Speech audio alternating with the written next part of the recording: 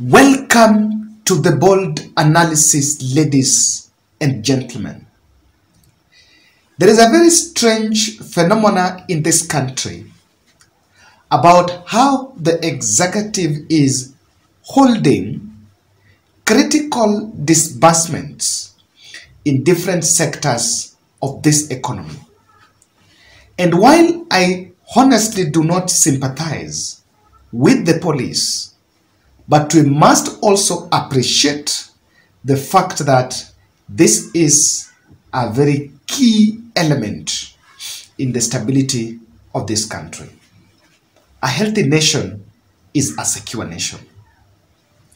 I want us to look into, and I want to walk you through the crisis among the police sector and also broaden it on why the state is withholding funds to critical sectors. Opinions are divided. Is it true we are broke, or we just decided to hold some cash, or where is the money? Listen to this promise, because it's what is going to start us off. Is committed to guarantee the institutional independence of the service by making sure they have financial autonomy. That is why I ensured that the Inspector General of Police is designated as the accounting officer. When Kenya Kwanza were asked what is their plan to curb corruption, they said that former President Uhuru Kenyatta was holding funds for the police and was using that to direct whatever was happening at the NPS. And so William Ruto made it clear that he delinked the police budget from the ministry and the State House so that the police could be given financial autonomy. According to him, that was going to bring more efficiency, accountability on it. And the police IG was actually put as the accounting officer of the NPS when they were to be given that financial autonomy. Talking now, let me show you. This is Standard. This is Nation. This is Nation, page 6. Look at it. I just want to show you. Grounded cars starving detainees as cash crunch hits police stations. And the police station is no longer bearable. According to what they are saying, police stations using non-lease vehicles are hit. There is no money for them. They cannot fuel their cars. And those with leased vehicles at least can fuel and get services. Prison services are grounded since suppliers are threatening to withdraw their services because they have not been paid for the last 10 months. Those delivering foodstuff to police stations are not there. Suspects might start going hungry, and police are even opting to stop arresting suspects because they cannot feed them. Officers are forced to take suspects to court by foot, which is very risky, and even to some extent sought alternative means because they cannot fuel the police case. And they are asking Japhet Koome, the IG, to move with speed to forestall a possible crisis that can plunge this country into total mess. We're not talking about insecurity. But I don't have any sympathy for our men, because it is one of the sectors that was weaponized against the population. You may be shocked that in the next few days you might even hear of we don't have bullets. in our guns. You can even get there. It was weaponized against population, and quite a number of people that felt this was their time even went on an extent of saying extrajudicial, even breaking the law on banning mass action because they believed that everyone else who did not support William Ruto was an incense. Kubali sija idhini na huyo ni mdogo wangu. Sasa nikiwa hapa niulize mimi mimi kama Inspector General hakuna maandamano nimeruhusu, kwa sababu nimekueleza, unasema unatafuta server Koinange Street, unatafuta server Arambe Street, unatafuta server Juja Road, unatafuta server Kariobangi. Kwani usava jameni yako kila mahali? Sasa tukubaliane jameni, those are political disputes and they should be resolved. There is a tale, and that was Kome profiling protesters and Azimio leaders and themselves getting deep into politics. And sometimes politics can be part of an intervention of our problems, because that's where it starts. The problem starts with our politics, so sometimes it's where the solution is. And the same people that were to be given financial autonomy came out and took a bipartisan approach, not a bipartisan, a partisan approach in handling the politics of this country. But now they are also joining the rest of Kenyans complaining of the cash crunch. The problem is bigger. And if Uhuru left empty coffers, do you want to tell us that since September, President William Ruto has been collecting taxes and borrowing? So if Uhuru carried empty coffers, so even salary delay just happened once, and that was in the month of April. All along we've been paying salaries without delay. We've been collecting taxes. So Uhuru left empty coffers is an empty escape narrative that does not sink. The president has engaged in endless promises, carrying hopes of the population. Let me tell you. Today I got Taifa Leo. I'm not a very good fan of Swahili, but they really attracted me. Oh, I have a lot of newspapers here. Now, look at this. Pesa zao ziko wapi? And they are asking this question. I liked it. They are asking different sectors. And let me just show you the extent of the problem. Wagonjwa walio na kadi za NHIF wakosa matibabu baada ya serikali kushindwa kulipa hospitali deni la shilingi bilioni 20. NHIF is grounded. Patients are being sent home because the hospitals are owed by NHIF. Where is the money that was to be collected? And NHIF money, honestly, is not supposed to be even experience delays, problems, because that is money was meant for health and it should be there. Where should it get its way to? There is no way it should be building a house, affordable housing. Eh? That is 20 billion. Then serikali yakosa 10 billion, bilioni 10 kulipa wazee, walemavu na mayatima kupitia mpango wa Inua Jamii tangu January, since January.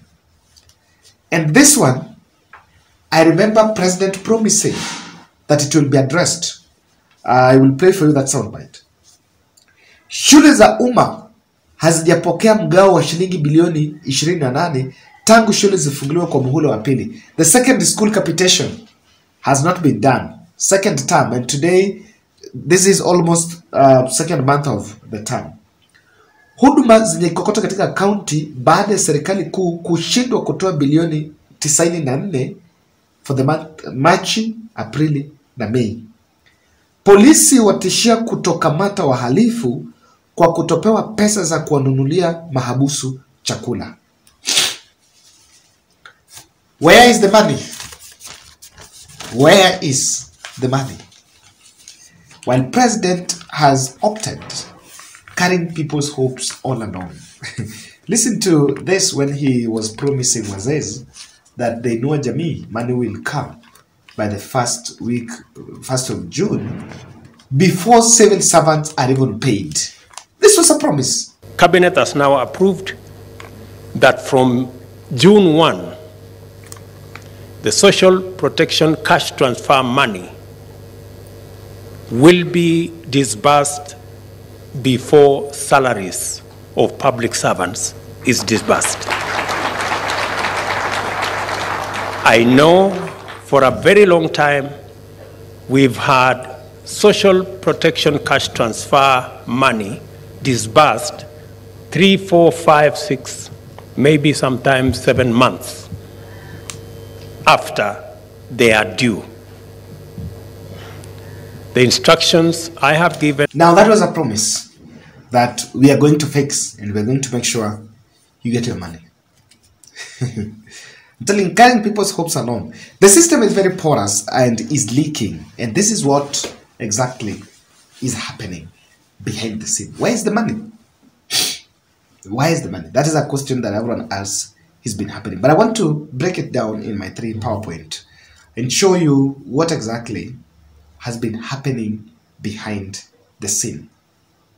You know, I'm just reading the newspaper is saying it has emerged that a struggle over the control of the funds between ministry and NPS could be the blame. And it's a tragedy that there is a push and pull on who is the accounting officer. Is it someone, should it be under State Department? Because NPS is independent, and according to what was the circular that was shared, the IG is supposed to be accounting officer. But you'll realize that such a blame, such a narrative is not easy. Even at the moment there was a PS, Esther Ngero, resigned as a PS. She was moved from Musalia Mudavadi's office to Kindiki's office, and the blame was that at Musalia Mudavadi's office there was a push and pull between Esther Ngero and another PS, I think Aurelia Rono, on who was to be the accounting officer. So it's not something that is shocking me that the discussion about who is to be accounting has been emerging. Now the system is very porous and leaking, and that's what I have to explain my 3 PowerPoints. What we have been doing is the problem. We have been engaging in non-priority political activism projects. Political activism. Look at this illicit brew project that has been given to Rigathi Gachagua, and the whole thing about illicit brew, coffee, coffee and tea reforms. Now we are a bit preoccupied by some kalongolongo things. We have a national task force on coffee and tea reforms. I think it's there with recommendations that are just somewhere in the shelves. But we preoccupy ourselves with activities that can give us political clout, political atonement. That's it. Amount of money we are spending on organizing how to deal with the milkman. Someone said milkman. There are a lot of time we are spending with how to deal with the milkman, and a lot of resources going into that. Honestly, we have a problem with what is called priority. I think the priority, if someone is to get to sit down with economic advisors and get to understand what the current team are planning, I'm telling you, you will not be shocked to even hear about scrapping the capitation. There's a discussion about even scrapping the help, And I remember analyzing, we are withdrawing services. So these disbursements are being held. I want to believe not that the money is not there. If the money is not there, then we will also delay in paying salaries. But it's just like we don't have bit of that priority. But secondly, there is this, what I want to call overspending and corruption. Someone shared me this photo you're seeing here. This is a photo of politicians attending a function somewhere in Mount Kenya, and count the number of choppers there. Count those choppers. I'm told the photo was taken was telling me there was more than those choppers. I think it was Madaraka Day. Yes, I think that's what I was informed. It was I think Madaraka Day. So,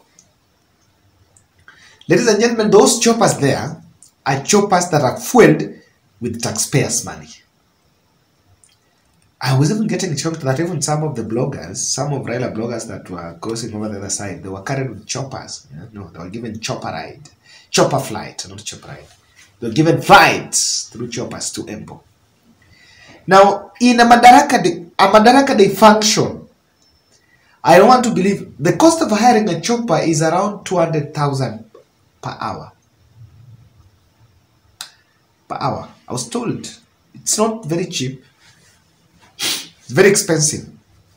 So Madaraka Day function, which is a state function, I want to believe that 70% of expenditure there came from the government spot. Yes. Whether someone used personal chopper or not, but there is a cost into it. If he did not work with papers on how per diem and transport and this and that, and then goes to balance with the accountant, then I can tell you, it is very true that that was taxpayers' money. You know, let's be realistic. It is not a must for every MP to attend a Madaraka Day function. In those functions, the Madaraka Day functions went for 5 good days.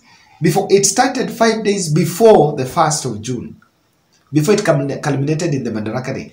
There were a number of activities and people are flying there daily in choppers and spending a lot of time in meetings, you know. So, and that is what we are talking about. Look at that expenditure. That was our money that was spent there. Lastly, the president is riding on a less or subdued opposition pressure or tactical opposition retreat, and I support. Let Raila retreat. Yes, let Raila retreat. You know, like for the police, why are they crying? These fellows profiled politicians and Kenyans as people who are headless and people who didn't have a clue, and people who didn't have a focus and didn't know what they were doing. Why are they complaining? They should not complain anyway. Quite a number. The bosses profiled leaders and other people in this country as people who are non-essential. So because of that subdued pressure, Ruto has created a paradise for himself, people, those around him. Atuoli went, slapped with a tax. Trade unions are being taxed. The same police that were used against the other civilians and the leaders, now they're also being karangwad. That's my take. And I want you to read, guys. Where's Pesa Imeenda Wapi? Is it true that is it about us not having money or just deliberately not paying? Counties have been really trying. They have been promised that the money will be released, I think, by the end of the week. And that promise has been going on. We're going to do it. So let's wait and see. That's my bold on that. Let's meet in the next.